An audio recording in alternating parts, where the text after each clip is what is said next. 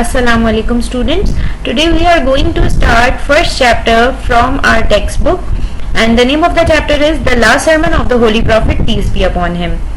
The learning outcomes are that you will learn new vocabulary words, you will learn about the last sermon, and you will be able to answer all the required questions. Before we move on towards our chapter, I want to ask you some questions. So my first question is that do you know the name of our religion? I suppose that we all know that. The name of our religion is Islam.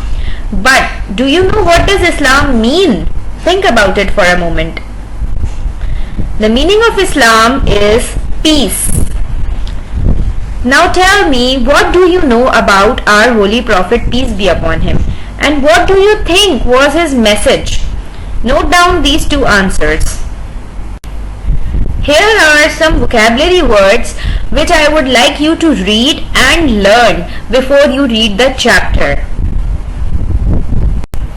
So students, now we have also learned the vocabulary words. I would like you to come towards the chapter. First of all, we will discuss about our Holy Prophet. Our Holy Prophet, his name was Hazrat Muhammad Mustafa sallallahu alaihi wasallam. He was born in 571 AD in Makkah. He belonged to the noble family of Quraysh. Before Prophet, people used to worship idols. But Prophet refused to do that, and he told them that there is only one true God, that is Allah, and he asked people to accept Islam. But the Quraysh became his worst enemy, and they did not accept the new religion, and they became enemy of our Holy Prophet and started creating troubles for him.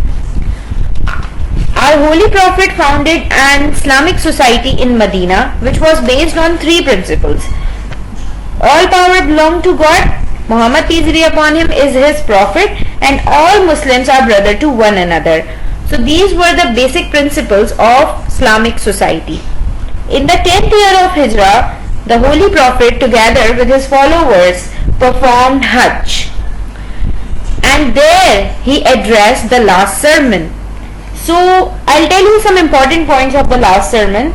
In the last sermon he told that we all are created from a male and a female and made into tribes and nation as to be known one from the other. And in the eyes of Allah, the most righteous is the most honorable.